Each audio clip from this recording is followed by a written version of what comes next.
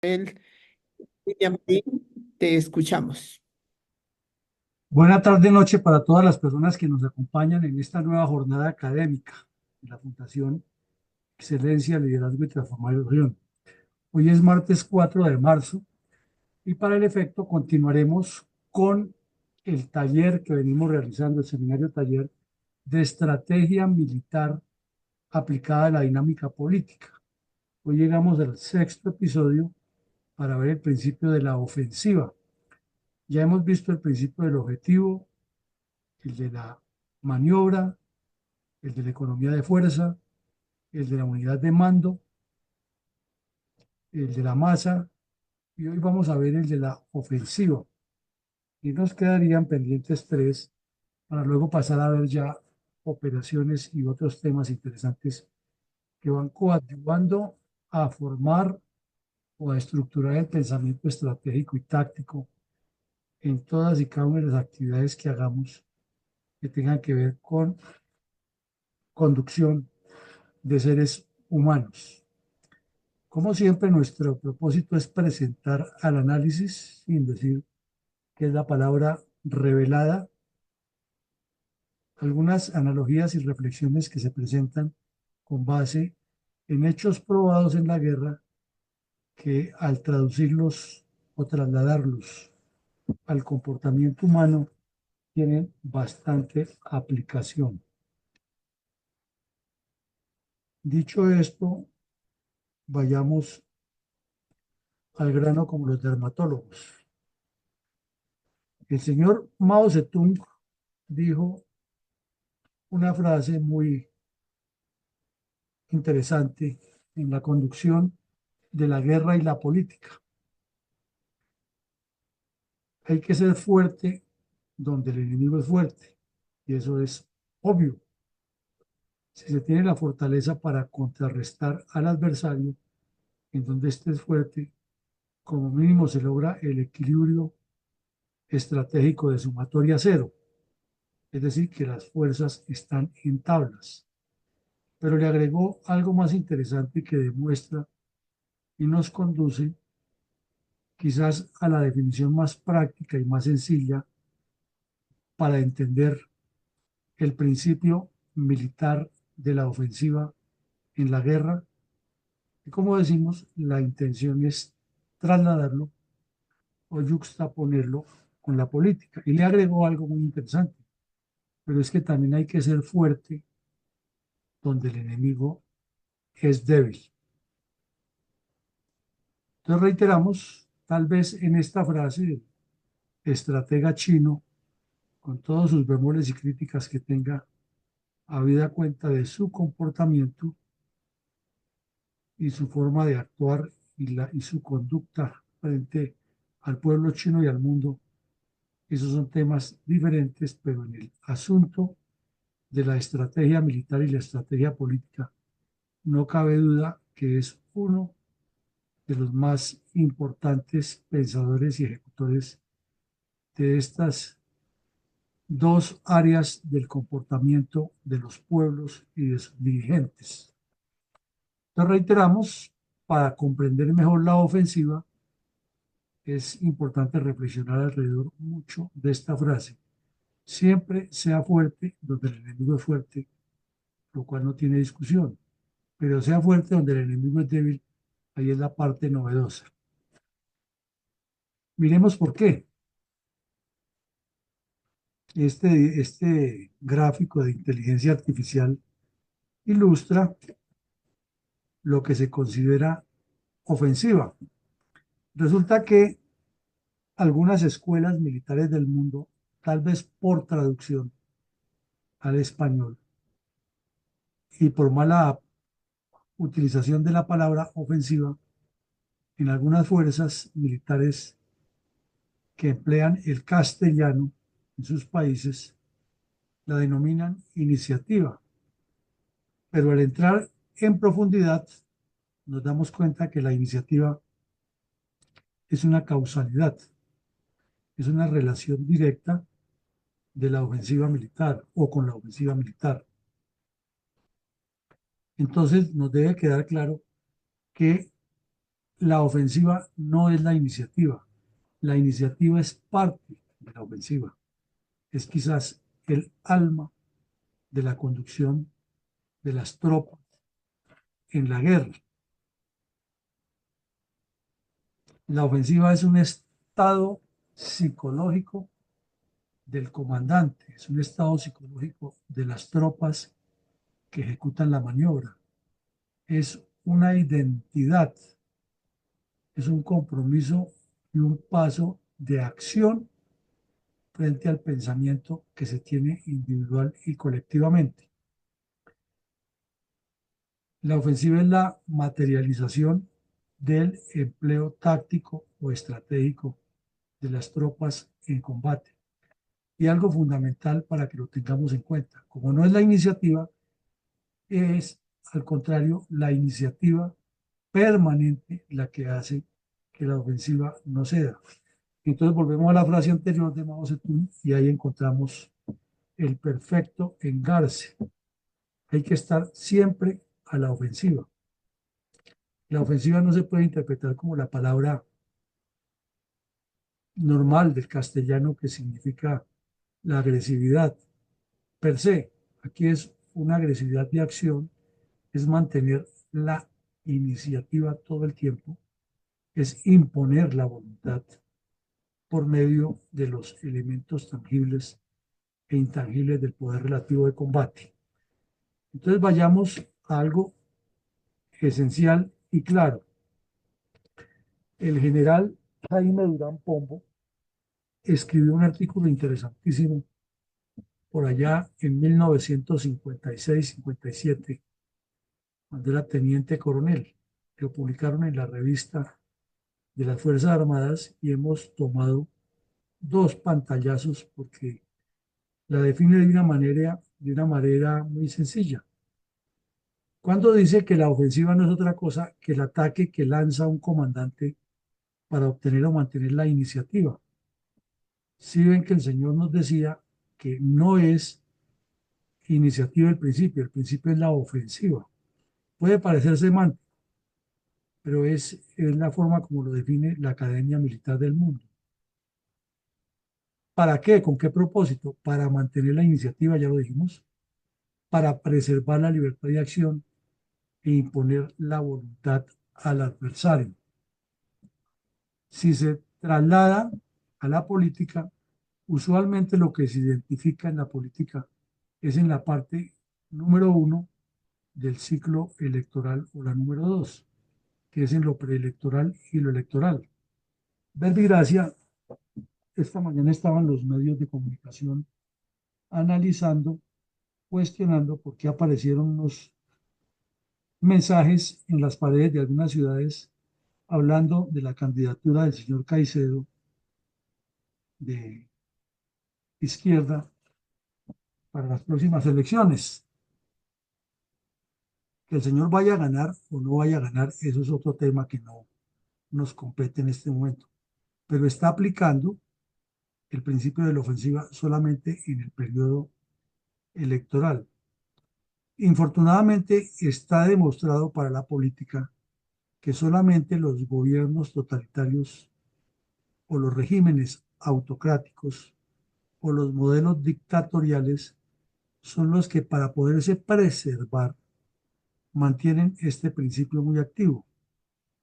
Y los que le siguen en ese juego de mantener la ofensiva permanente son los populistas. Recordemos hace unos años aquí la alcaldía del señor Peñalosa en Bogotá. Ya era bastante tedioso colocar algunos de los canales nacionales y a veces hasta en los internacionales, 8 o 9 de la noche, Peñalosa parecía, el gobierno de Peñalosa parecía la personificación de Jesús de Nazaret, de Moisés y de Elías en el planeta Tierra. Todo era perfecto, lo había hecho a las maravillas. Que lo haga el señor Petro es de esperarse porque ese es el estilo populista, lo ha hecho muy bien. Pero Juan Manuel Santos no se le quedó atrás y Claudia López ni se diga. Entonces, esos gobiernos populistas o autocráticos sí mantienen la ofensiva dentro del ciclo completo de la política. Los demás gobiernos o gobernantes que trabajan en otro sentido la utilizan con menos intensidad. No es que no la utilicen. Pero si regresamos a la frase de Mao Zedong, nos damos cuenta que la ofensiva debe ser permanente, es una actitud del espíritu, es una actitud de las masas. Eh, Obviamente los gobiernos dictatoriales lo hacen con mayor facilidad o con mayor incidencia, como Maduro en Venezuela, Chávez en Venezuela, porque buscan siempre que haya un partido unívoco y único en el poder, y así lo hacen en China. Entonces hay distintas, o mejor dicho, elementos interesantes para cotejar en ambos lados, y así como vimos que la masa se relaciona mucho con el populismo, la ofensiva con mayor razón porque es la forma de estar presente. O sea, pudiéramos decirlo de manera coloquial, que la ofensiva es una manera efectiva y convincente para estar presente, porque siempre tendrá al adversario a la defensiva. Eso no lo ha descubierto nadie ahora. Está escrito de mil maneras y lo han hecho de mil maneras. Durante una de las guerras más intensas que hubo en las Filipinas, que ha habido muchísimas, después de que Estados Unidos sacó a Francia, corrijo, a España, y allí mmm, unos equipos de trabajo psicológico, de operaciones psicológicas con la población, escribieron unos documentos interesantes de la experiencia como han conducido a la población filipina, que es bien difícil, es parecida a la nuestra, es muy diversa y allá hay muchos problemas de todo tipo. Y le agregan uno más que afortunadamente no lo tenemos en Colombia, que es el yihadismo. Allá hay mucho musulmán, porque durante la época del comercio de Oriente con Occidente, muchos llegaron a Filipinas y se quedaron particularmente en la isla de Luzón y más abajo. Pero allí ha tenido incidencia el comunismo chino, el comunismo soviético, la presencia de Estados Unidos. Si miramos en historia, Filipinas ha pasado de varias manos desde la época de España y lo que hubo antes. Japón también la invadió en la Segunda Guerra Mundial. eh, y es una población muy diversa, además tiene muchas islas, entonces tiene algunas semejanzas con el problema de Colombia y todavía tienen guerrillas comunistas en Filipinas y tienen presencia de yihadistas de ISIS, de Al Qaeda y otros grupos. Tienen grupos cristianos de derecha. Hace poco tuvieron a un loco que gobernaba allá, que ordenaba asesinar delincuentes. Y él mismo decía que salía a la calle con la policía a perpetrar esos hechos. Pero lo que queremos decir acerca de la ofensiva es que Estados Unidos es un trabajo interesante con las comunidades de mixtura política militar, algo parecido a lo que se pretendía hacer en Colombia con el Plan Lazo. Con esto les decimos que el Plan Lazo no es un invento netamente colombiano, tampoco es netamente gringo. Cada uno tiene sus detalles para conocerle, pero estamos trayendo todo el contexto. Se escribieron varios documentos que existen en inglés y algunos fueron traducidos al castellano, en los cuales se le enseñaba a las fuerzas militares y a los dirigentes políticos civiles de Filipinas una metodología para estar siempre presentes y bloqueando la actividad del adversario. Ponemos un ejemplo aquí que llama la atención y que es interesante de tener en cuenta y que los partidos políticos no lo hacen y está escrito hace rato. Es que se sabe que los grupos comunistas para trabajar la población recurren siempre a los pequeños multiplicadores. Por ejemplo, el ELN los llama las comisiones de trabajo político organizativo y las FARC le llamaban el equipo de masas o la llaman, porque nunca se han desmovilizado del todo y siguen trabajando en la misma mecánica. Esos grupos tienen que trabajar permanentemente a la población con el fin de formar varios equipos o bases que Mao Zedong llamó en su momento la, el agua para el pez, y lo hizo la cotejación con que el campesino es a la guerrilla como el agua para el pez. Y ahí es donde se forman las milicias, los grupos de estudio y trabajo que llama el ELN, los semilleros revolucionarios, el Partido Comunista Clandestino, etcétera. Entonces le recomendaban los señores de Estados Unidos a los filipinos que había que pasar era a la ofensiva. ¿Y cuál era pasar a la ofensiva? Hacer exactamente lo mismo, pero con mayor intensidad y estar más presentes los gobernantes y los militares acercando a la población en una coyuntura y una unidad permanente para que eh, se evitara que la izquierda asumiera la iniciativa y por el contrario tuviera que pasar a la defensiva a responder a los mensajes. Si ustedes recuerdan, en los años 80, cuando cayó el régimen sandinista, o mejor, cuando el régimen sandinista derrocó a los somocistas, se formaron una serie de grupos internos en Nicaragua que llamaron la Contra o los Contras.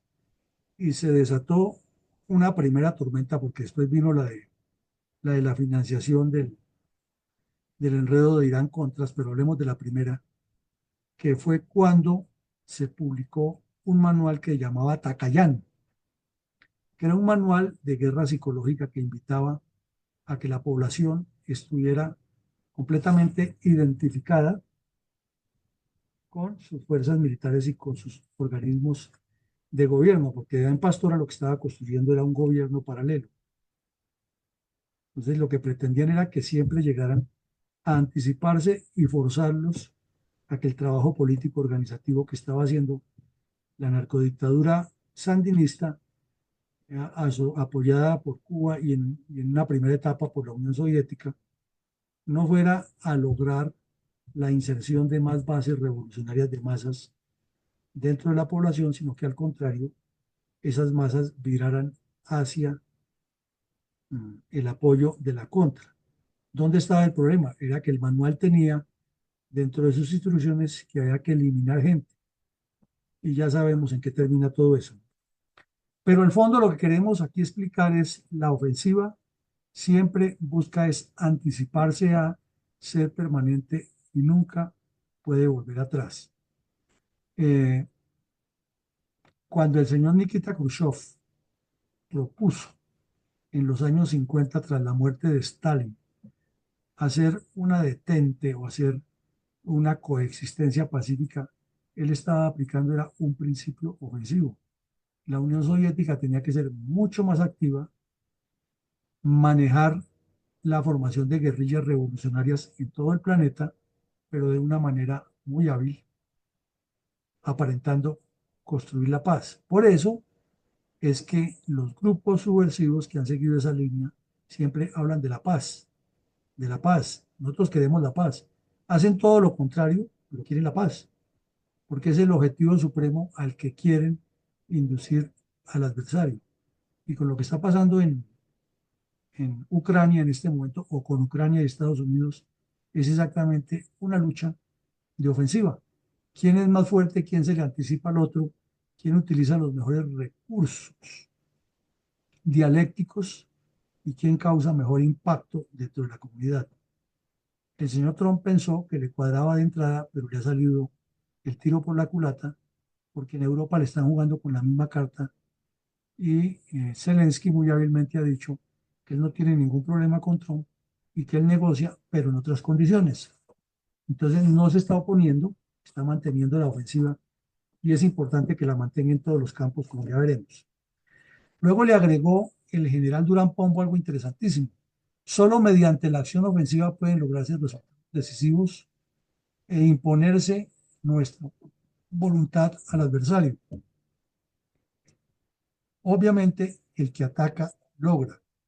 Quizás en el evento que más lo vemos más común para la sociedad civil es en el fútbol. Eh, y siempre se dice, ¿no? Un equipo que es ofensivo, que ataca, que está encima, generalmente encierra al adversario y desde que lo tenga ocupado lo desarticula, a menos que lo sorprenda con un contragolpe o con un contraataque. Pero desde que mantenga sus líneas, como dicen los analistas, bien estructuradas de fútbol, logra imponer la iniciativa y someterlo al adversario. Aquí volvemos a poner el ejemplo que hemos reiterado en principios anteriores, que es el del tenis. El tenis es quizás una demostración práctica y palmaria de cómo la ofensiva se impone, ya que siempre jugador como Nadal, como McEnroe, como Djokovic, fuerzan al adversario a jugar al ritmo que ellos le ponen. O sea, están aplicando ese principio de la ofensiva. El señor Petro, muy hábilmente, por medio de artilugios, tiene a todo el país opinando, pero no pierde. Le pasa lo de Jalisco, no se raja, porque a cada acción o a cada escándalo le agrega otro y otro y se inventa nombramientos, desafía a todo el mundo que le legalicen la marihuana. Él a la final no le importa eso, lo que le importa es mantener la iniciativa y le están mordiendo el anzuelo. Y ya los 80 candidatos creemos que ya van como en 90, porque ahora apareció Caicedo y apareció otro grupo por allá en el páramo de Santurbán y otros, todos candidatitis. Y el señor feliz porque está logrando lo que se impone, o lo que se propone, imponiéndole la iniciativa al adversario y tiene a todo el país hablando de él. Lo mismo hace el expresidente Álvaro Uribe Vélez. Uribe Vélez, si no hay algo en que pueda intervenir, se desespera. Él tiene que estar opinando de lo que sea y apareciendo en lo que sea, y por eso vimos hace poquito cómo utilizó a unos generales, porque tiene que estar aplicando ese principio de la ofensiva. Que lo dominen ellos como concepto táctico, estratégico, militar, no sabemos, pero lo entienden en el manejo pragmático. Entonces aquí tenemos instituciones que son independientes del poder ejecutivo, como son el Congreso y, y las cortes, las diferentes cortes. Pero este señor siempre trata de ponerles el ritmo del juego a ellos, no de que ellos le impongan el ritmo del juego, y por medio de su trapacería lo logra, los desafía y a veces los exalta, a veces los manipula. Algo similar quiso hacer el ministro Fernando Londoño, si ustedes recuerdan, cuando era ministro de Gobierno de Uribe o del Interior y Justicia, ocupaba las dos carteras que las fusionaron en ese gobierno y con mucha salamería y con un lenguaje ya como de por allá de las cavernas o del siglo XIX, para no ir tan lejos, quería elogiarlos y hasta llegó a llamarlos el Congreso Admirable, utilizando algo que correspondía era la época de la independencia. Pero es lo que quería mantener la ofensiva y ese es el propósito de los gobiernos, mantener la ofensiva política todo el tiempo, todo el tiempo. Como ya lo dijimos, los dictatoriales lo manejan mucho más intensamente, los populistas con mayor razón y los demócratas en menos interés. Ahora vayamos a uno muy actual, que es el señor Donald Trump. Él desde la campaña siempre ha estado en ese tono de desafiar, de crear contenido, de estar presente, de que las redes sociales del señor Musk estén atiborradas todo el tiempo con su empresa de redes sociales y eso además le significa bastantes ingresos porque tiene más pauta, obviamente, más presencia y la figura de Trump está todo el tiempo en primera plana. Que sea cierto o no sea cierto lo que plantea, eso es otro tema que no vamos a debatir en este momento, pero lo está haciendo, está aplicando el principio de la ofensiva. Putin, ¿qué ha hecho con Ucrania? Lo mismo. Anoche hablábamos de 4 o 5 versiones que ha tenido de la guerra, pero ahí sigue y está encima. Y dice que eh, hoy ya dijo que el que no quiere la paz es Zelensky y tiene que firmar la paz, etc. Entonces, en síntesis, el general Durán Pombo nos presentó un ejemplo de cuándo se debe tomar la iniciativa que es cuando se hace la operación Antorcha, The Torch Operation, en la Segunda Guerra Mundial, cuando Estados Unidos entró a combatir en el viejo continente, en el sector europeo, pero inició por el norte de África con el fin de desalojar a las tropas de Rommel que tenían en jaque a las tropas británicas, de ganar ese espacio geoestratégico, controlar el Medio Oriente y avanzar por el Asia Menor o en paralelo al Asia Menor con dirección hacia Italia y luego ir sobre el objetivo fundamental que era, desde luego, Alemania. Y mientras tanto en Tenaza trabajaban con el Reino Unido por el noroccidente y con Rusia por el oriente. Pero es un momento en que se toma la decisión de asumir la iniciativa.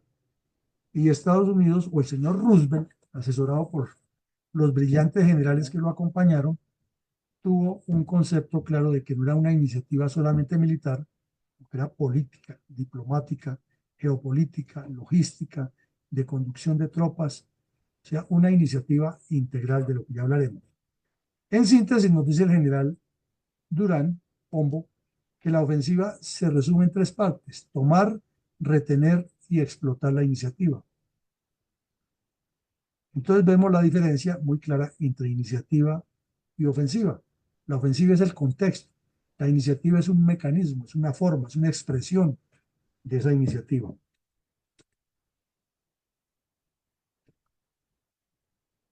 Reflexionemos un poco alrededor de esto. ¿Qué es lo que permite la iniciativa, perdón, la ofensiva en el combate o dentro del combate o al combate? Como todos los otros principios de la guerra, constituye una prueba de fuego para el líder estratégico, táctico u operativo, porque tiene que ir necesariamente atada a la búsqueda de un objetivo, al manejo adecuado de la maniobra sobre el terreno, a la economía de las fuerzas para no desgastarlas todas ni en un solo evento, al empleo de la fuerza de manera masiva para atacar con contundencia cuando se requiere la masa, a tener una unidad de mando en la que todos los comandantes subordinados trabajen sobre el mismo objetivo, sobre las mismas líneas doctrinales y sobre los mismos propósitos, y como estamos viendo en este momento, a buscar la iniciativa del adversario. Por ende, es un reto, una prueba de fuego al liderazgo estratégico, táctico y operativo. En segunda medida, es ganar la iniciativa e imponer el ritmo de las operaciones. Comparémoslo con los dos pugilistas. En la época de Cassius Marcellus Clay, famosísimo en el mundo, Muhammad Ali, el americano, el afroamericano convertido en musulmán y campeón mundial dos veces, y quizás, dicen los especialistas, el mejor boxeador de toda la historia de la humanidad. Mm, Él caracterizaba cada combate para aumentar las apuestas, para subir la pauta publicitaria a la transmisión y para llenar los coliseos y poner el mundo en vilo. Era que él ganaba la iniciativa desde antes de comenzar, desde antes de entrar al ring. Entonces, se acostumbraba en esa época que se hacía un pesaje, y era una ceremonia de pesaje. Ahora lo hacen mucho más sencillo, pero en tiempo era una ceremonia completa del pesaje, y generalmente los citaban a los dos contendientes prácticamente a la misma hora en el mismo hotel, pero en cuartos diferentes. Y era común ver, perdón, al señor Cassius Clay, que entraba al pesaje y se salía descalzo y en pantaloneta a la sala donde estaba el otro, y comenzaba a desafiarlo y le decía que no fuera, que mejor se arrepintiera de ir al ring porque iba a sufrir la peor derrota y la más humillante de su vida. Y claro, ahí estaban los micrófonos, estaban las cámaras, estaba todo, y lo ponía en primer plano. Entonces era garantizado el éxito taquillero, no solo ahí en el sitio, sino en las apuestas que hacían en Estados Unidos y en otras partes del mundo, y en la pauta publicitaria, y era una forma de imponer la iniciativa, y eso de cierta forma le influía al adversario. Y todas esas maniobras que él hacía en el tinglado eran perfectamente planeadas para imponer la iniciativa e imponer el ritmo del combate. Eso mismo traducido a la política lo han hecho personas como Winston Churchill. Son muchos las anécdotas que hay de él, de cómo impuso el ritmo a las operaciones, siempre asumiendo la iniciativa. Por ejemplo,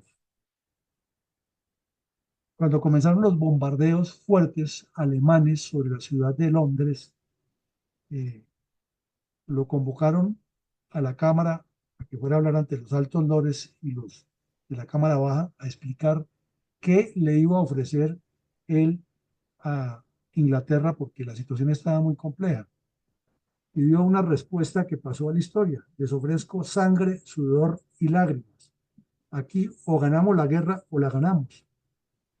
No podemos bajar el ritmo y lo que toca es seguir atacando permanentemente al Reino Unido y las fábricas produciendo más balas, más municiones, los fabricantes de tanques pensando cómo agilizamos la producción e ideando mejores tanques, la artillería mejorando la precisión de sus granadas, etcétera, etcétera.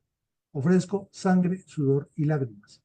Y con eso impuso la iniciativa y puso todo el Parlamento británico, que ya sabemos lo difícil que es, lo puso todo a un solo ritmo. Uno más reciente, para que nos demos cuenta cómo se gana la iniciativa en política y no solo en la guerra. El señor Benjamín Netanyahu tiene enemigos, como lo hemos dicho aquí, los que no nos imaginamos. No es una pera en dulce, no es un personaje fácil. Él es un Donald Trump en miniatura, o no tanto en miniatura, más bien en similitud. Pero no podemos desconocer que es uno de los grandes estrategas políticos, no solo del siglo XXI, sino de la humanidad. Ese señor, para haber sido 6 veces primer ministro, con trampa o sin trampa, pero es que tiene mucha audacia para imponer la iniciativa y la logra imponer. Estaba que se caía y todos sabemos que parte del ataque del 7 de octubre fue porque estaba que se caía. Y cuando estaba en el peor momento, le dio la vuelta al asunto y puso a todo Israel alrededor de las operaciones. En medio de las críticas que le han hecho, en especial por no ceder lo que piden los palestinos para liberar al resto de secuestrados, que es lo que le pide la población. Pero él tiene otro concepto, eh, tiene razón en algunas cosas, quizás en otras no, pero en muchas tiene razón. ¿Por qué no lo hace? Le querían abrir o reabrir una investigación y fue en medio de la crisis y puso la cara. Cualquiera diría, pero esa es su caída. No, al contrario, ganó la iniciativa y en este momento tiene maniatada la justicia que lo está investigando, no solo por la forma como mueve las fichas, sino porque los maniató completamente e impuso el ritmo de la operación. Eh, el presidente Álvaro Uribe Vélez tiene mucho de eso. Mm, Recordemos que en la época más dura, cuando estaba de presidente, lo atacaban muchísimo por los señalamientos que siempre le han hecho, ¿no? De que al parecer ha tenido nexos con grupos irregulares, que eh, falseó la reelección con la señora Gidis, todo lo que han dicho de él. Y cuando lo tenían siempre contra las cuerdas, sacaba el as debajo de la manga o del sombrero y pasaba a tener la iniciativa. Esa es una virtud que pocos dirigentes políticos tienen. Eh, Dicen que en el momento del 9 de abril aquí en Bogotá fue la señora Berta Hernández de Ospina la que tomó las decisiones y obligó al presidente eh, Ospina a que no renunciara. Sea cierto o no esa versión, lo que sí quedó para la historia es la frase que él dijo. Cuando todo el pueblo se le volcó allá y le pedían la renuncia y dijo ante los micrófonos de las emisoras que valía más un presidente muerto que un presidente fugitivo y se mantuvo. Y se mantuvo y terminó su periodo por lo menos. Bueno, miremos también que la ofensiva, perdón, permite libertad de acción, porque es que el que lleva la iniciativa tiene un panorama más amplio del campo de batalla, puede mirar mucho más todo el espectro y puede utilizar sus fuerzas, o sea, puede maniobrar, que es otro principio, de manera mucho más abierta, ya que puede decidir la cantidad de fuerza que utiliza, el momento en que la utiliza, contra quién la utiliza, porque además está plenamente informado. Dicen que estamos en la época de la información y que quien tiene la información tiene el poder. Eso no es descubrimiento de ahora. Desde siempre se ha dicho que la inteligencia son los ojos del comandante. Entonces la inteligencia desde toda la vida ha existido y el espionaje lo han aplicado desde de la época de Nabucodonosor y antes hasta nuestros días. Siempre ha existido el espionaje, la inteligencia, y es lo que facilita la libertad de acción por porque quien tiene la información sobre el terreno puede asumir la iniciativa y puede poner al adversario a jugar al ritmo que él le quiere imponer y además siempre tiene la libertad de acción para atacar, para retroceder, para llevarlo a un terreno diferente. Y eso, desafortunadamente, hay que reconocerlo, es lo que nos está pasando con la mal llamada oposición en Colombia. El señor Petro, muy hábil, en medio de sus extrañas adicciones que tiene, con un tuit revoluciona a todo el país y a veces hasta el exterior, y mientras tanto sigue buscando sus maniobras. Que las logre es algo que hay que ver y analizar en detalle, pero que está trabajando con sus propósitos perversos y siniestros no nos puede caber la menor duda porque sabe utilizar la libertad de acción que le han dado esa oposición tan etérea que hay en Colombia y con tanto hablador que no piensa sino en candidatitis y no en contrarrestar el estrategia de este personaje.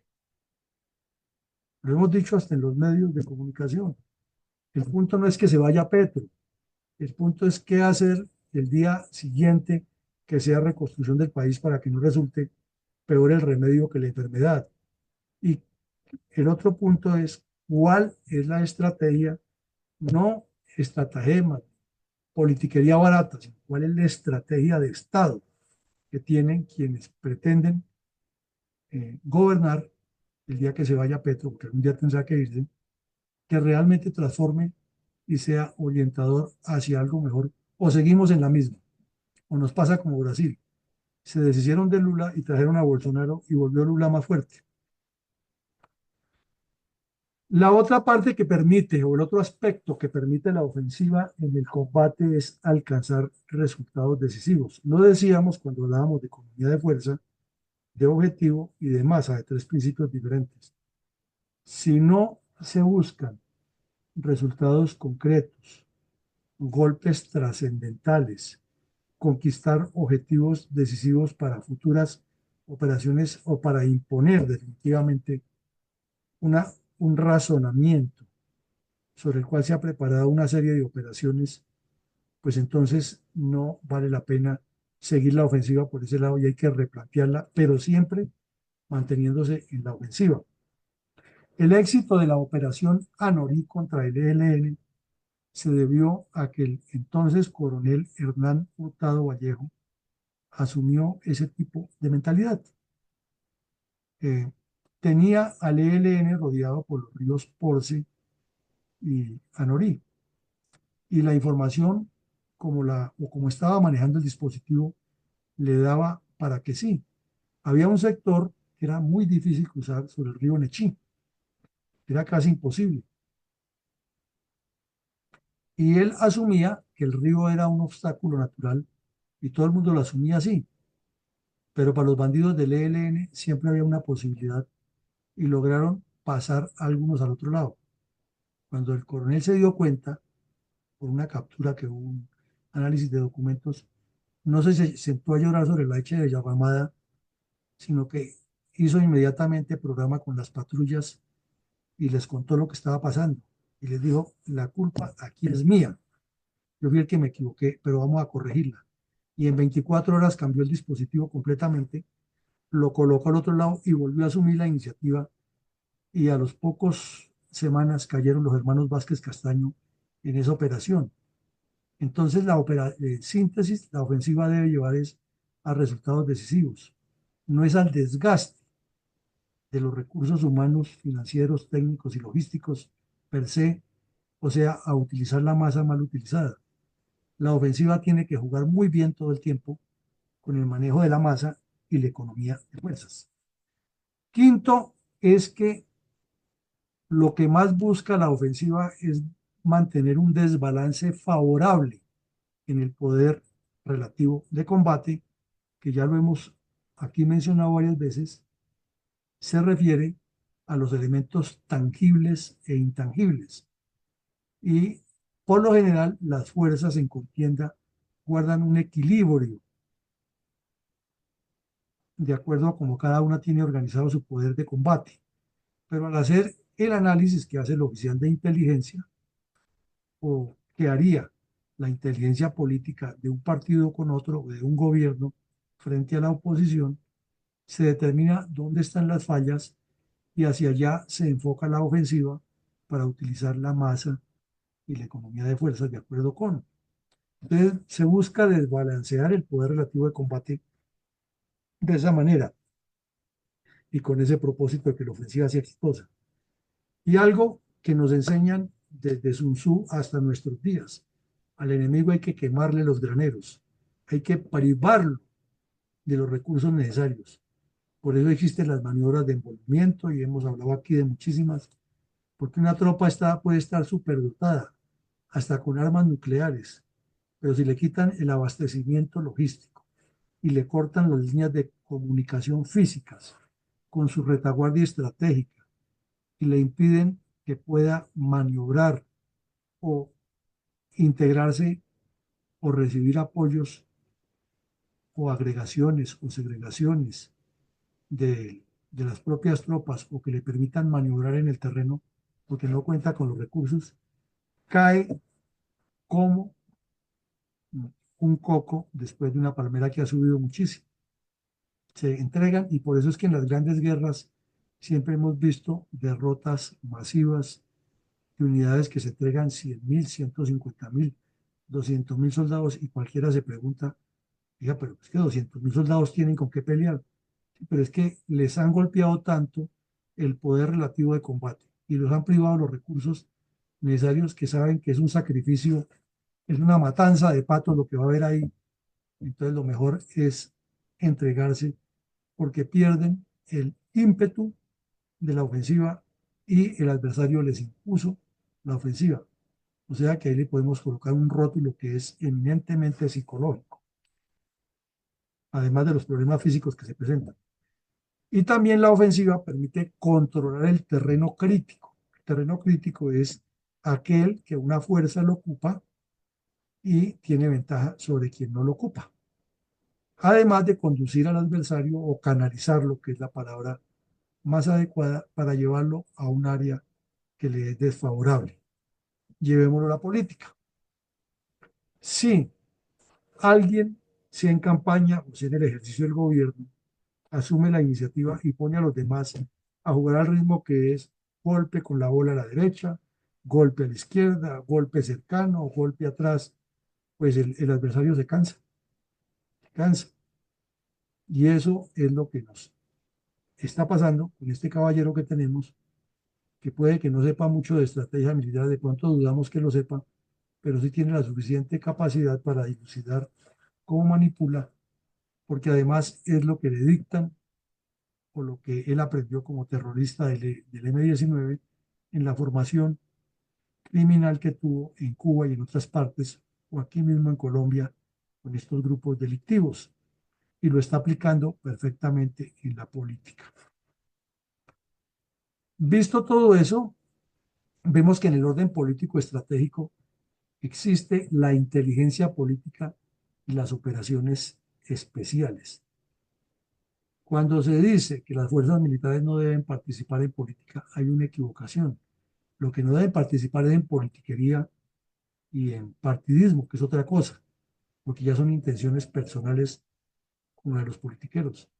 Pero las fuerzas militares sí deben tener una información exacta, decantada y analizada de cómo funciona la política del Estado y cómo funcionan las políticas o la política del adversario, en este caso colombiano, de los grupos que llaman la amenaza ahora. En nuestro tiempo lo llamaban los grupos terroristas y punto. Ahora se inventaron un poco de palabras que la amenaza, los redes de apoyo al terrorismo. En nuestro tiempo lo llamaban milicias bolivarianas.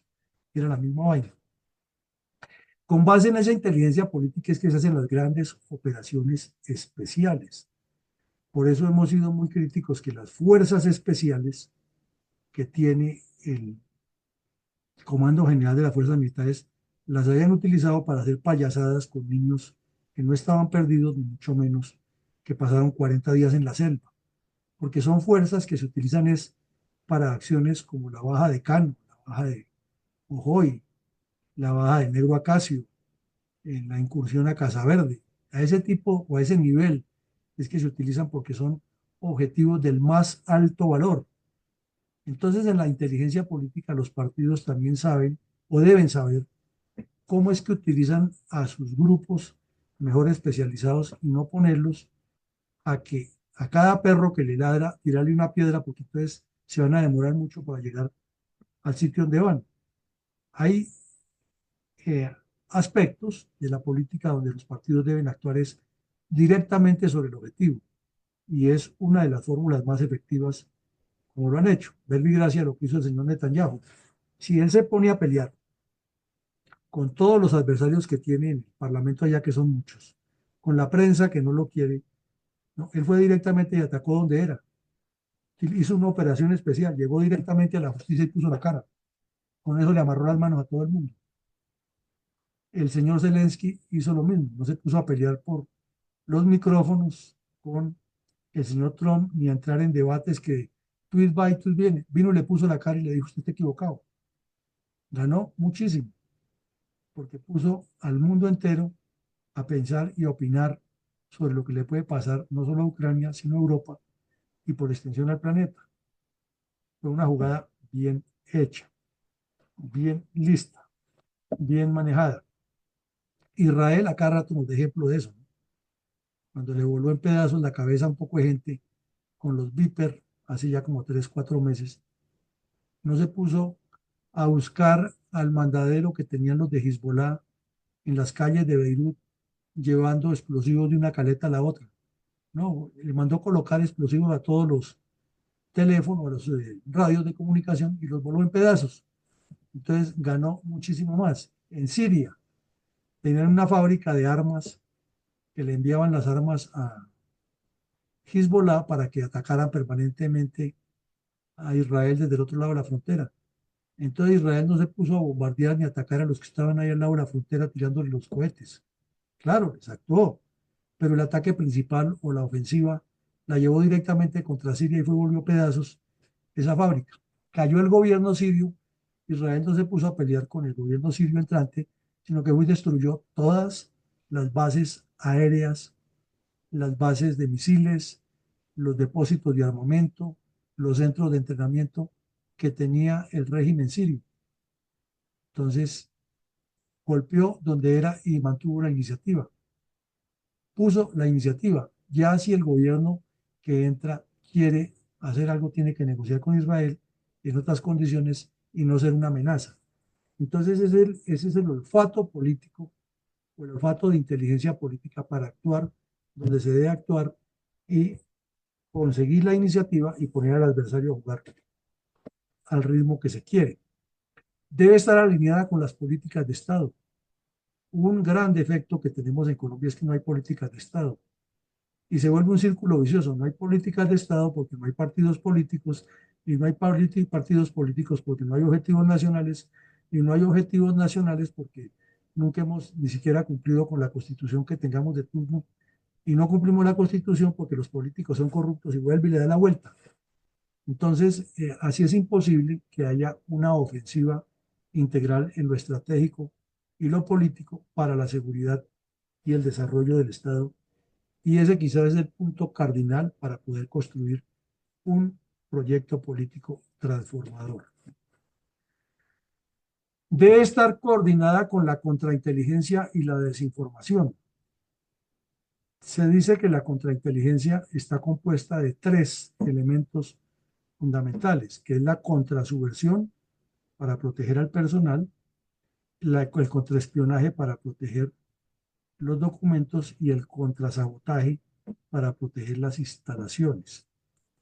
Entonces, como hay que tomar medidas activas y pasivas de contrainteligencia para engañar al adversario, la desinformación, que no es nada nuevo, ni la dejan de utilizar todos los gobernantes y organizaciones políticas, es fundamental. Y en el ejercicio de la política sí que es cierto, porque si se pone todo en carta blanca y sobre la mesa, pues el adversario tiene la información completa y de ahí puede tomar la iniciativa. Entonces nos preguntamos aquí, ¿qué capacidad de contrainteligencia y desinformación contra el señor Petro tienen los 80 y no sé cuántos candidatos que hablan de lo divino y lo humano, frente a lo que sí está haciendo este señor, que maneja muy bien la desinformación, porque de escándalo en escándalo él va trabajando otros aspectos que, si nos descuidamos, como decía don Juan Lozano ayer, nos puede morder una vaca por no espantarla. Debe ser una ofensiva integral, permanente, constante, coordinada. Cuando se hacen los calcos de cualquier operación militar, se establecen siempre líneas de coordinación, puntos de coordinación, para que en cada etapa del desarrollo de esa operación se hagan análisis y coordinaciones entre los comandantes comprometidos para que la ofensiva siga buscando los objetivos que se propuso desde el principio y siga manteniendo la iniciativa y forzando al adversario a actuar como se quiere que actúe. Trasladar a la política sí que es cierto que es fácil, y es buscar siempre ese orden político estratégico en aspectos que sean integrales, permanentes y coordinados. Otra. Cuando se estudia defensa nacional y seguridad nacional en su contexto, en el concepto elemental que debe dominar cualquier persona que vaya a analizar estos aspectos, se le enseña que el poder nacional tiene cuatro, cinco, cada país tiene su forma de concebirlo. En Colombia lo resumimos en el poder político, que es toda la estructura político-jurídica del Estado; en el poder militar, que son sus fuerzas militares y el apoyo de la Policía Nacional en caso de conmoción interior o de guerra internacional; y el poder económico, que es sobre explicar lo que es el poder económico, que es lo que los economistas llaman el PIB, materializado en las instituciones que lo mueven.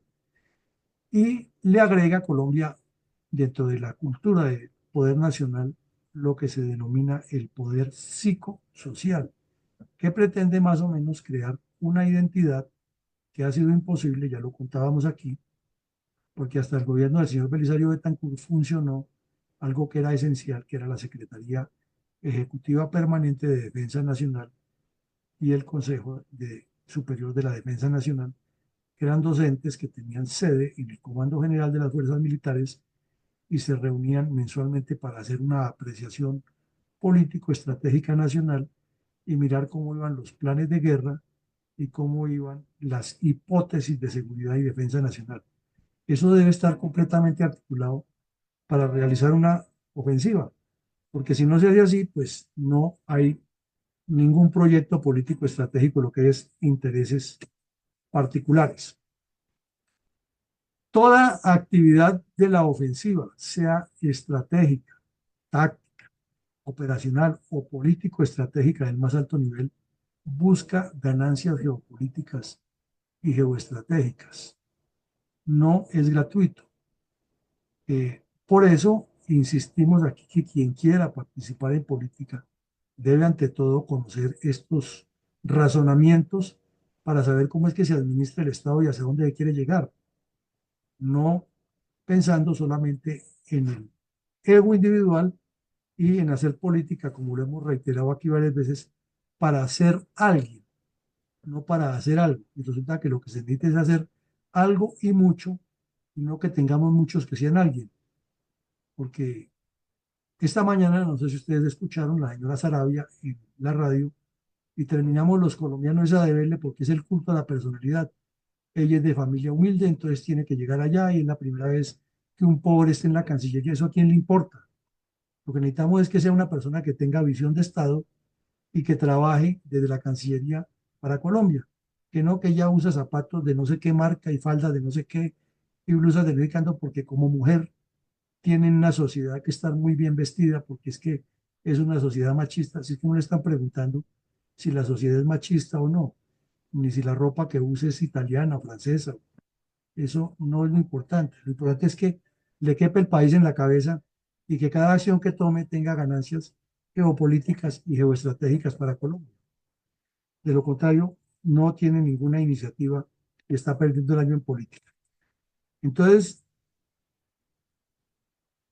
miremos ahora que hay algunas analogías de la política o de la iniciativa, perdón, de la ofensiva con la política interna. Es que la ofensiva debe gravitar siempre alrededor de políticas, objetivos y planes concretos.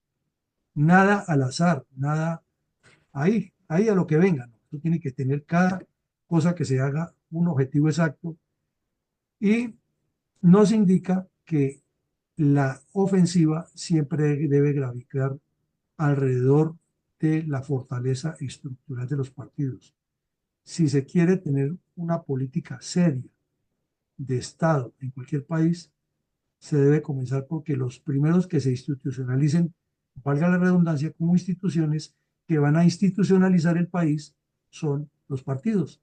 Si los partidos no están institucionalizados, de ahí para allá es el sálvese quien pueda y esa jauría que tenemos hambrienta y famélica de echarle diente al presupuesto y a la nómina todo el tiempo.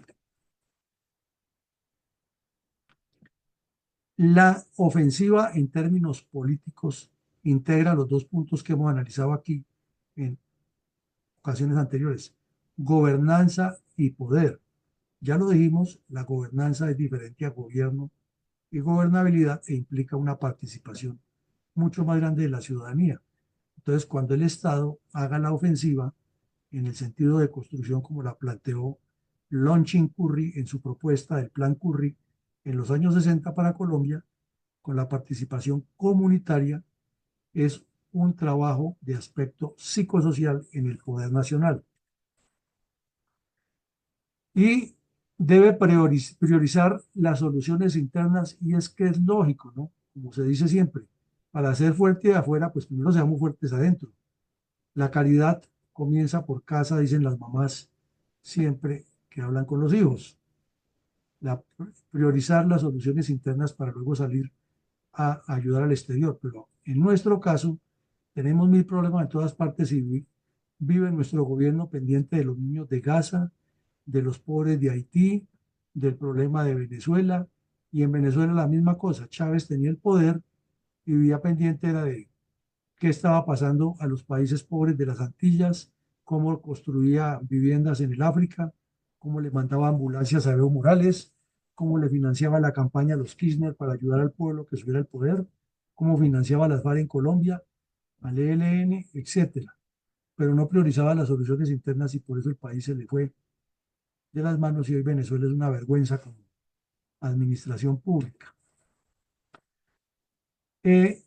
La iniciativa que hace dinámica la ofensiva tiene que estar presente durante todo el ciclo político, es decir, durante lo preelectoral, lo electoral, lo postelectoral, todo el tiempo tiene que estar presente la ofensiva para llevar la iniciativa y hacer que los adversarios hagan lo que yo quiero. Aquí el problema en Colombia con todos estos populistas y extremistas y de todo lo que hemos tenido es que han sabido manejar la iniciativa pero para sus fines personales. Los invitamos nuevamente a que revisen la época del llamado Frente Nacional, toda la trapacería que hizo el señor Carlos Lleras Restrepo y puso durante 16 años al país a gravitar alrededor de sus intereses y su forma de hacer política. Y casi que se mete en el 82 otra vez de candidato presidencial. Pero se la ganó Alfonso López y luego Galán llegó y les torpedió todo y ninguno de los dos.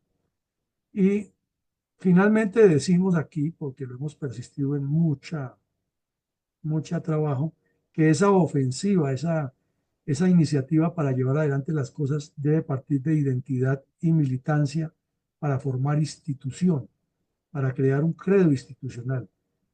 Los partidos políticos son instituciones y son instituciones muy serias. Inmediatamente Jaime Garzón soltaría una carcajada y diría que en Cuac también hay tiempo para el humor.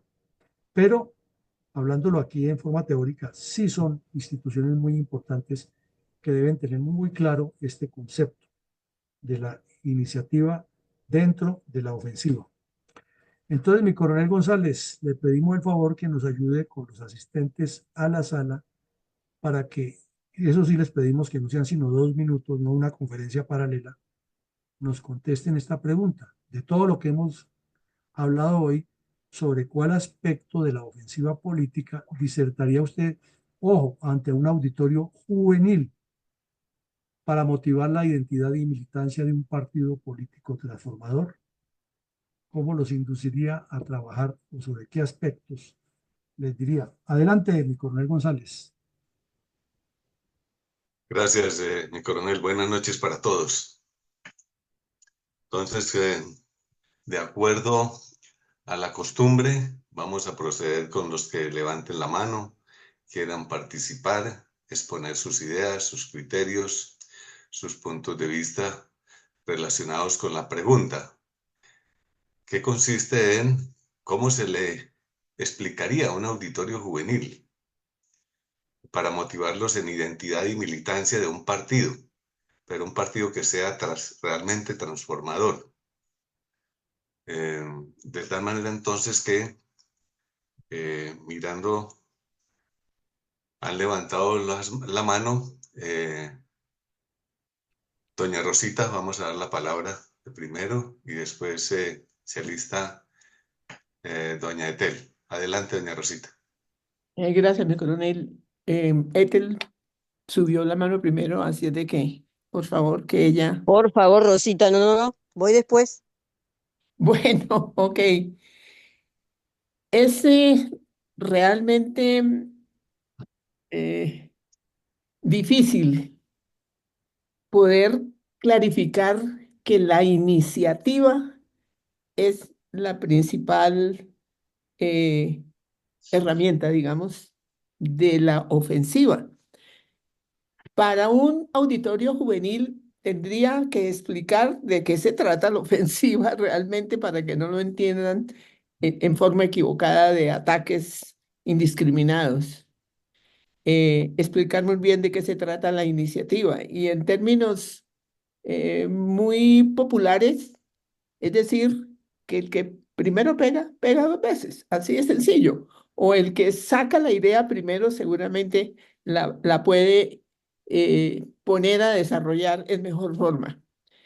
Eh, Desafortunadamente, creo que acá la mayor dificultad que hemos tenido es el aumento de la militancia, porque tenemos desde hace por lo menos 3 años perfectamente estructurado en forma funcional, con objetivos, con políticas de Estado, con proyectos a corto, mediano y largo plazo en nuestro proyecto político estratégico. Y que podríamos presentar como una gran iniciativa o que hemos debido presentar como una gran iniciativa y dirían entonces no la presentaron oportunamente. No, es que también hay que cuidar los otros aspectos de que nos acaba de relacionar nuestro presidente, porque no se trata de poner las cosas sobre la mesa para que las utilicen como quieran, sino que hay que hacer todo absolutamente programado para que dé los objetivos que estamos pues tratando de obtener, de modo que sea un partido político transformador realmente y no la continuación de los que nos llevan desde hace tantos años en estos problemas tan serios que tenemos. Muchísimas gracias. Gracias, muy amable. La palabra para doña Ethel. Adelante, por favor. Buenas noches a toda la sala. Buenas noches. Eh, es un tema muy difícil y muy extenso, pero en pocas palabras, lo principal, si es que hay que hablar a jóvenes y un auditorio, ¿no? Eh, no es convencerlos de entrada, eso es un trabajo que lleva muchas charlas y tratar de atraerlos. Y tienen que ser imágenes, videos de concentraciones y fórmulas que vienen de lo que ven, muchas láminas y toda clase de cosas que se puedan ver, que eso es lo que les llama mucho la atención. Y las historias, por supuesto, pero conocer de política, si saben qué es la política, por ahí podríamos tener un encabezado en saber por dónde ir. Y ahí sí, entrenar, convencer, conocer todo el alrededor de los que se mueven en ella, porque como dice el coronel presidente Villamarín, que hay más de 80 partidos. De aquí al año que viene, de repente, hasta se puede multiplicar por dos. La verdad es conocer qué es la política y cuál es la verdad de quienes tanto ofrecen y leer es leer y conocer. Entonces, del gran abanico, están cerca de cada una de las personas que se están postulando y lo que tienen que saber de ellas es qué han hecho, quiénes son. Creo que viene por ahí. Y luego las estrategias para llegar a ellas. Primero, ¿qué es la política? Muchas gracias. Muchas ¿Me gracias. pueden colocar la ayuda, por favor, que no aparece y es importante para la respuesta? Ok. No, pero es que la ayuda, pues ya vimos un montón de cosas, tocaría colocarlas todas. Es de todo lo que se dijo, cuál escoge para hablarle al auditorio y en 2 minutos decir por qué. Pero no, pues, es mejor que esté la pregunta para que sobre la pregunta nos enfoquemos y no nos saltemos. Doña Yolanda, ¿cómo motivaría usted o cómo dirigiría la ofensiva de un auditorio juvenil para crear un partido transformador? Gracias, coronel. Buenas noches. Qué pena se cayó la internet aquí. Mm, pues es que toda la analogía que hace el coronel es perfecta. Entonces, haciendo uso de esa analogía, yo a un auditorio juvenil, de una manera muy sencilla, fácil y pragmática, les pondría 3 columnas. ¿Quiénes hemos sido, quiénes somos y hacia dónde vamos? Desarrollando punto por punto y mostrándoles en realidad cuál es la estrategia a seguir por parte de un partido político que de verdad sea transformador, que nos muestre un camino, un sendero, una luz, que es lo que nos falta a todos aquí en el país y se incluye desde la juventud hasta los más mayores, ¿sí? Porque esas directrices desafortunadamente no están trazadas como proyecto político transformador, que si bien es cierto, en todo el mundo estamos sufriendo de exactamente lo mismo, porque si nos damos cuenta los papás están tan mal, pues ¿qué podemos esperar nosotros? Entonces, mostrándole a la juventud cuál es el sendero, de verdad de dónde provienen las ideas, cómo hemos transitado y para dónde vamos. Eso básicamente sería lo que yo haría, haciendo uso de la analogía que muy cordialmente el coronel nos enseña. Muchas gracias. Muchas gracias. La palabra para don Elías Ortiz. Adelante, por favor.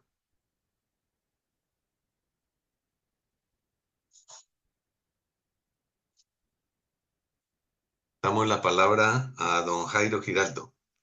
Adelante, don Jairo. Gracias, mi coronel Iván González. Bueno, estuve muy pendiente de toda la charla de Luis Alberto de la ofensiva en el combate.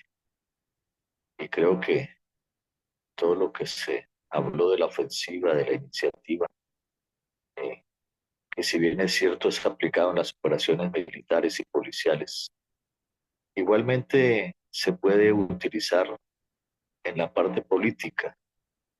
Y la verdad que yo utilizaría cada uno de los puntos que explicó Luis Alberto para explicar en el auditorio lo importante que es la ofensiva y la diferencia que existe precisamente con la iniciativa, porque lo que se busca con la ofensiva es precisamente mantener la iniciativa.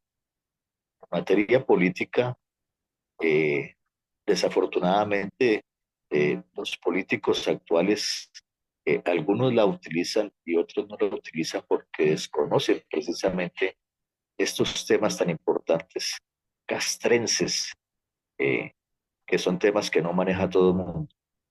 Por eso yo siempre he dicho que el día que un militar, un policía, un marino, un integrante de la Fuerza Aérea tenga la posibilidad de llegar a la política para cambiar las cosas, creo que va a ser supremamente importante. Ya hoy tenemos esa posibilidad después de 30 años y espero que el señor general Pedro Sánchez cumpla una labor muy importante en el Ministerio de Defensa con el poco tiempo que le queda y de pronto demuestre de qué somos hechos los militares y los policías.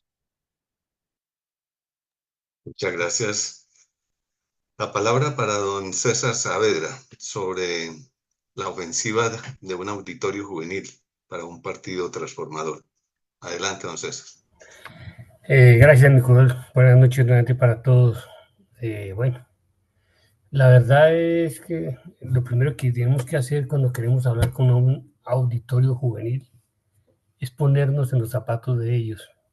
¿Y por qué digo que ponernos en los zapatos de ellos? Porque si pensamos como los políticos que hacen politiquería actualmente, pues vamos a distorsionar totalmente el mensaje que queremos llevar. Identificarnos con ese auditorio, si nos identificamos con la persona que tenemos ahí, podemos llevar el tema a un buen punto y a un buen término. Lo primero sería entender si ellos, ese auditorio juvenil, está interesado en la política o está interesado en las soluciones o en qué está interesado. Nosotros vemos que difícilmente salen cabezas visibles dentro de la política. No las hay, o si las hay están muy escondidas o muy apagadas. Entonces, al no haber renovación, que es lo primero que tenemos que buscar nosotros, y eso hace parte de esa ofensiva que buscaríamos con ellos, una renovación de toda la casta política, pues sencillamente no vamos a cambiar. Podemos tener la columna vertebral que nos puso Nicolás Villamil con las ayudas, pero si no cambiamos quienes los hacen y no construimos los que necesitamos, difícilmente vamos a poder lograr el cambio que buscamos. Entonces, ese sería el tema, construir con ellos el significado de la política que se quiere hacer y por qué la definimos como una ofensiva, pero no como una ofensiva que destruye o que quiere apagarse, una ofensiva que quiere construir. Yo creo que sería interesante y algo que puede servir para análisis más adelante es entender el programa de mi general Juvenal como gobernador. Es una persona que tuvo y ha tenido la estructura militar y entender él cómo a esa estructura la ha aplicado a esa ofensiva política que está llevando ahora. Yo creo que esta sería una buena enseñanza para, por intermedio de esas personas, ir conduciendo a este auditorio juvenil hacia donde lo queremos llevar. O sea, decirles que esto se puede si lo construimos de esta manera y con estas bases. Muchas gracias. Gracias, don César. A continuación, mi mayor Mendoza. Adelante, mi mayor. Muchas gracias, mi coronel Luis González. Pues yo tengo las siguientes inquietudes. La primera, pues pensar primero en lo que es la logística, los recursos y fortalecer nuevamente la inteligencia que prácticamente con este gobierno desapareció totalmente. Pues tenemos plena certeza de cómo nos destruyó tanto nacional como internacionalmente todos los objetivos y el entramado que teníamos nosotros dentro de las fuerzas militares y de la misma policía para en el factor de inteligencia, que fue totalmente, y el otro es el factor logístico, también totalmente destruido. Pero para dar respuesta a la pregunta, entonces ser veraces en el planteamiento a desarrollar, demostrando conocimiento, firmeza en el desarrollo de las ventajas y en la ofensiva para la comunicación exitosa en la recuperación de la nación, partiendo de la base que tenemos un enemigo interno en el poder. Gracias. Muchas gracias, mi mayor. A continuación, mi coronel Luis Alfonso Carvajal. Adelante, mi coronel. Eh, Gracias, mi coronel. Buenas noches para la sala. Buenas noches. ¿Sobre cuál aspecto de la ofensiva política disertaría ante unos jóvenes para motivar identidad y militancia para para un partido político transformador? Bueno, les diría el aspecto que seleccionaría sería indudablemente la iniciativa, ¿no? ¿Iniciativa para qué? ¿Qué les diría a esos jóvenes? Para identificar los problemas de la población, haciéndoles ver que ante los problemas del país y ante el desgaste de los partidos políticos, se requiere un partido político transformador. Iniciativa también para determinar unos nuevos objetivos políticos y que sobre esos nuevos objetivos políticos es que habría que empezar a trabajar. Lo que quiero resaltar es el aspecto de la iniciativa, muy bien desarrollado a lo largo de todo el taller por el señor conferencista. Muchas gracias. Muchas gracias, mi coronel. A continuación, don Luis Pachón. Adelante, por favor. Gracias, coronel Iván González, al señor coronel Villamarín, por la información suministrada en la tarde de hoy frente a la ofensiva, a la iniciativa y a la analogía con la política interna. Tratándose de un auditorio joven, habría que impulsar inicialmente explicándoles qué es la política, para qué sirve, y haciendo un símil o comparación con la familia. Una familia busca el progreso en sí, la armonía, la organización, el respeto, el acatamiento a determinadas situaciones en su propio hogar, el no maltrato entre hermanos, el respeto por los viejos o los mayores. Es decir, se convertiría prácticamente en una pequeña información de instrucción cívica y el objetivo de la política, que es el bien común. El honor, la lealtad, eh, la honestidad, la iniciativa, el arreglo de las cosas internas, el trabajo permanente, la ayuda mutua, porque de ahí, de formar un buen joven, pues es posible que en el futuro podamos tener buenos gobernantes en lo local, en lo regional y en lo nacional.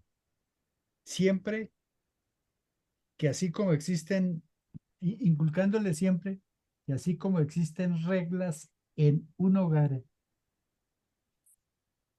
de pocas personas, 3, 5, 7, o como en la época nuestra, 11, 12, 13, 15, 19, la sociedad colombiana también tiene unas reglas que hay que acatarlas.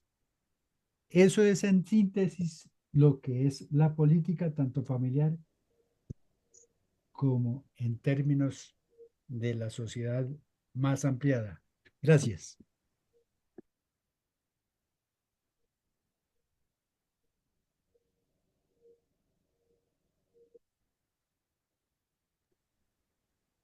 Parece que le cayó la señal a Nicolás González, ¿no? Adelante, Nicolás González, sí está ahí.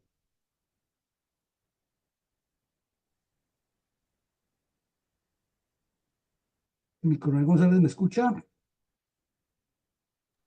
Sí, Bueno, correcto. allá, Perfecto. Le damos la palabra a don Sander Landazuri. Adelante, por favor. Buenas noches, mi coronel. Buenas noches. Especial saludo a todos los presentes en esta aula. Bueno, yo creo que para motivar y que se identifique con mi partido transformador, esta nueva militancia joven que estoy buscando captar, parto de un diagnóstico. Los que estamos aquí presentes fuimos jóvenes. Los jóvenes, por consideración antropológica y sociológica, creen sabérselas todas, son ególatras. Entonces, para aprovechar esos elementos, hablaría sobre el poder que tienen los jóvenes para influir en el futuro. Enseñarles y decirles que respeten todas esas cosas, no, es exacerbar esos elementos. Estoy buscando que se identifiquen con mi partido, estoy buscando atraerlos como militancia. Les explicaría cómo las decisiones políticas de esos jóvenes afectan realmente la vida social del país.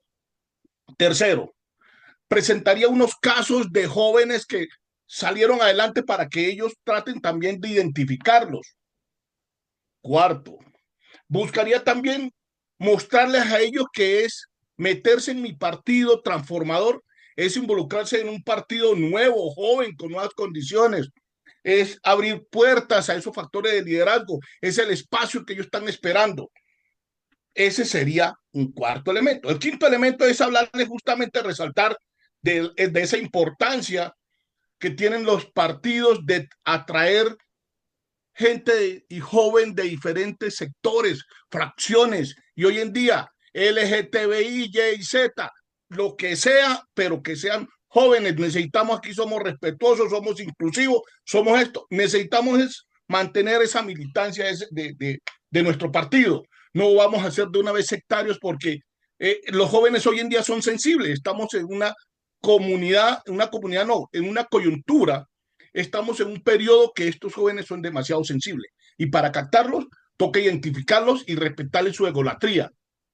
Tenemos que, en cierta forma, también discutir cómo los jóvenes pueden utilizar esas plataformas digitales para que sirvan o se pongan al servicio de nuestro partido transformador. Necesitamos de ellos, que ellos se sientan útiles, que ellos se sientan realmente que nosotros le estamos ofreciendo esa parte, este espacio laboral, este espacio de ser importante, este espacio de liderar ellos. Estamos también, vamos a abordarle unos temas específicos que preocupan a ellos. Tenemos que hablarles sobre cambio climático, la educación, la salud mental, el empleo, es decir, todos esos nuevos temas que así sea, ya creamos nosotros que ya están construidos y solucionados. Perdón que me haya alargado, pero son factores que a los jóvenes hoy en día les interesa, son factores que se necesitan. Cambio climático, no, pues me buscaré a alguien que les hable a ellos en este momento si yo no soy cacao en el manejo del cambio climático, pero a los jóvenes hay que llevarle y venderles este tipo de discursos, ¿sí? La necesidad de cuidar el medio ambiente, todos esos temas que de pronto nosotros tradicionalmente y por nuestra generación de pronto pasamos y decimos, tenemos tal diagnóstico, pero realmente a estos jóvenes, si necesitamos ganar esa militancia y buscar que ellos se identifiquen con nuestros partidos, estos son los temas que se necesitan, donde hay que discutir también esas consecuencias de la apatía, que no se sientan segregados por la sociedad. Aquí lo vamos a recoger, aquí le estamos dando la oportunidad. Muchos partidos han perdido esa oportunidad de oro de captar esos nuevos jóvenes que se han ido por allá a estos otros escenarios que ustedes ya conocen, porque allá sí le brindaron esas cosas díscolas, se puede decir. Pero eso toca construirlo completamente, un discurso que el mismo partido transformador tenga unos ejes de trabajo específicamente sobre esos jóvenes. No hablarle a los jóvenes las mismas condiciones de un público hecho y derecho con condición, información pseudomilitar o de la reserva o que son familiares. No, al joven hay que tratarlo de diferente forma. Ellos inclusive buscan ser inspiración. Estos TikTok, todas estas cosas, nos dan grandes experiencias. Usted los ve bailando y son disque lo último que están haciendo ahí. No me quiero alargar más, pero pues esos son factores antropológicos que son necesarios tenerlos para los discursos que de pronto jalonen una identidad con nuestro partido. Muchas gracias, mi coronel. Muchas gracias por su abundancia de conceptos. La palabra para doña Sonia. Adelante, por favor. No, mi coronel, yo tengo el comentario de ella, entonces lo voy a leer porque ella no tiene comunicación, tiene dificultades con el audio. Nos dice Sonia, en marketing político es importante crear la narrativa y lo incluye dentro de paréntesis, es decir, iniciativa. Empezaría mi intervención con una historia real o inventada que me introduzca a la narrativa política que quiero y la llevaría a la importancia y efectividad y la acción colectiva y el cambio que significa la juventud. Les hablaría sobre cómo las grandes transformaciones sociales han surgido cuando las ideas se convierten en causas y las causas en movimientos. Explicaría que la militancia no está solo pertenecer a un partido, sino construir una identidad política basada en principios y en la convicción de que el cambio es posible. Y cerraría con un mensaje directo: la política no es de otros, es de quienes las construyen. Y a renglón seguido nos agrega: hay que tener en cuenta que los jóvenes son emotivos y están construyendo conceptos, valores, principios. Hay que ser perseverantes en esa narrativa y entender que los jóvenes en política hacen parte de la expectativa. A partir de los 25 años es que se empiezan a vincular activamente e inician su participación en política. Y finalmente nos escribe: los semilleros de los jóvenes en política empiezan a construirse desde la familia. Ese es el comentario de Sonia, mi coronel. Adelante. Muchas gracias, mi coronel. Damos finalmente la palabra a don Héctor Gutiérrez. Adelante, por favor.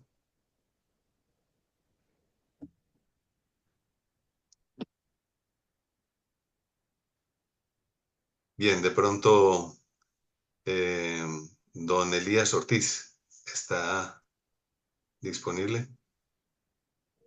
Creo que tiene problemas de audio también, mi coronel. Ok, entonces, para terminar, doy mi opinión. Pues mi criterio al respecto es muy similar y en la misma dirección a las ideas de don Sander y doña Sonia. Sí, la juventud es emotiva, es enérgica, es entusiasta, tiene deseos de comenzar a crear su identidad, su reconocimiento, su prestigio, su lugar en la sociedad. Por lo tanto, deben tener iniciativa y creatividad para generar esa ofensiva de un partido transformador, es decir, para que creen red y tejido social y hacerse partícipes de la vida comunitaria y lógicamente de la vida nacional,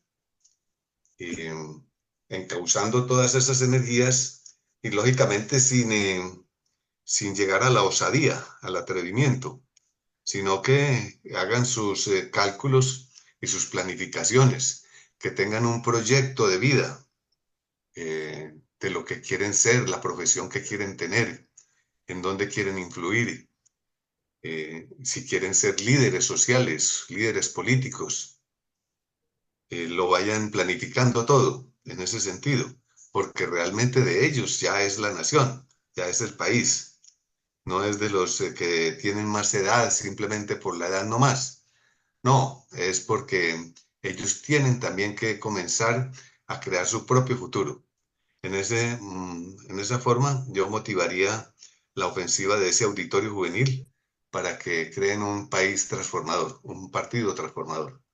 Muchas gracias, mi coronel.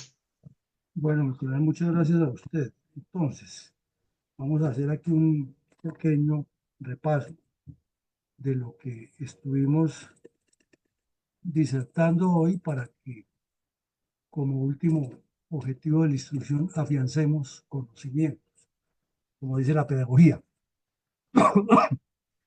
Entonces, el ejercicio de hoy era que llegábamos al sexto principio de la guerra, que es el principio de la ofensiva. Anteriormente hemos visto objetivo, masa, economía de fuerzas, maniobra, unidad de mando, y hoy llegamos al sexto, que es el de la ofensiva. Ya nos faltan los de las tres S, seguridad, sorpresa y sencillez. Y así seguiremos completando este ejercicio académico. Naturalmente todo cotejado con la política.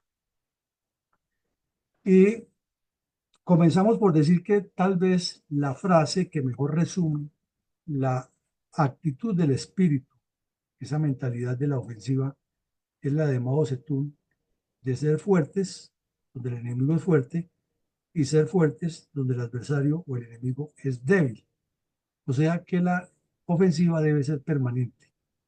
Si la pasamos ya al campo político, hay que tener en cuenta que esa debe funcionar desde el nivel supremo, el nivel más elevado, el político estratégico, hasta el nivel táctico, y que debe gravitar alrededor de una militancia, de una cultura organizacional de partidos.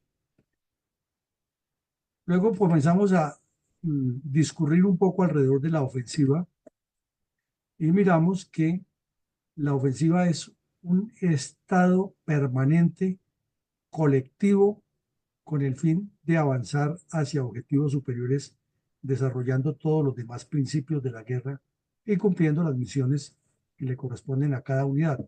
Al trasladarlo a la política nos indica que los partidos deben estar organizados, tener estrategias, y cada estrategia debe tener unas tácticas y cada táctica debe tener unos objetivos particulares que le apunten a un objetivo general, llevando siempre la iniciativa y llevando ideas correspondientes a una colectividad y no a personas en particular.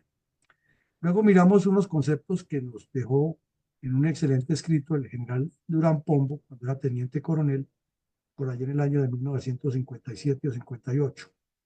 Y nos concluyó algo importante, es que la iniciativa es tomar, perdón, la ofensiva es tomar, retener y explotar la iniciativa. O sea, manejarla todo el tiempo. Después vimos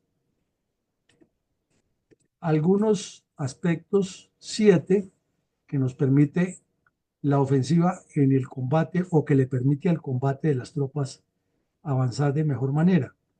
Y pasamos por analizar el terreno, por analizar los recursos necesarios, cómo se le deben privar al adversario, la comparación del poder relativo de combate, el propósito de conseguir siempre resultados decisivos, de lo contrario es un desgaste innecesario, ganar la libertad de acción para tener muchas más posibilidades de actuar y más variables para tomar decisiones, imponer el ritmo a las operaciones y desde luego que es la prueba de fuego de la forma como se conducen las operaciones para cualquier comandante.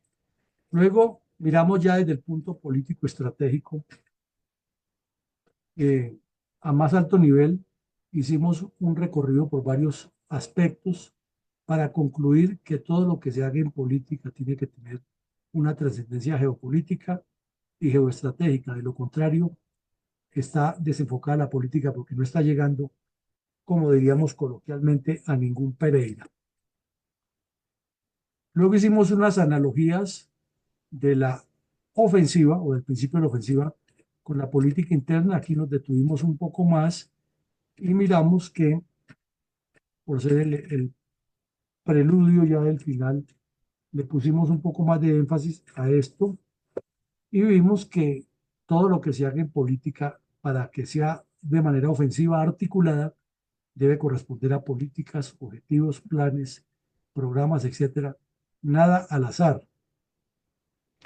Insistimos muchísimo en dos de los puntos analizados, es que los partidos deben ser instituciones fuertes, porque si no son fuertes como instituciones, cuando adquieren el poder, se dedican a hacer lo mismo que hicieron al interior o peor, porque ya tienen recursos y manejan mal gobernanza y poder. Insistimos también en que la, los elementos del poder nacional tienen mucha incidencia en la ofensiva, en particular el elemento psicosocial. Y finalmente rematamos que es durante todo el ciclo político que se mantiene la ofensiva y que corresponde a un sentimiento, algo de militancia y de pertenencia con la institución. Luego pasamos a escuchar unas interesantes exposiciones de los diferentes puntos de vista e intencionalmente colocamos un auditorio definido que es el juvenil. Las respuestas de ustedes todas fueron tendientes a lo mismo que se ha planteado desde la Fundación, que esto es un trabajo que comienza por construir sociedad, por estar reevaluando permanentemente la forma de transmitir nuestra cultura, porque al fin y al cabo el comportamiento político acertado o desacertado de una comunidad es un proceso cultural o la consecuencia de un proceso cultural que debe iniciar, como se dijo, en la familia, en los, en la interacción social que tenemos todos desde niños, de los centros de estudio, de los clubes deportivos, en el barrio, etcétera. También hubo puntos de vista en que para que un partido político sea fuerte, hay que trabajar mucho en torno a la juventud, que el actual gobierno en Colombia se ha dedicado es más bien a deconstruir toda esa narrativa para construir una nueva narrativa que él llama el cambio, pero que es un salto al vacío y sin ninguna estrategia de fondo, porque es muy hábil para la estrategia política de la ofensiva de sus intereses, pero muy corto en capacidades para desarrollar proyectos que realmente sean transformadores y que sean beneficiosos a Colombia, porque pueden ser transformadores negativos. Y eso en la teoría, a propósito, en la teoría de la ofensiva, lo estudian en algunas escuelas militares del mundo que consideran que puede haber ofensiva positiva y ofensiva negativa. Este caso del señor Petro es una ofensiva negativa porque es constante, pero es una ofensiva contraria a los intereses de la nación. El gran problema, como también se dijo aquí, es que no tenemos los objetivos nacionales definidos. Y entonces, cuando no hay objetivos nacionales definidos, todos nos son favorables. En síntesis, para cerrarles, la ofensiva es un estado del alma del militante.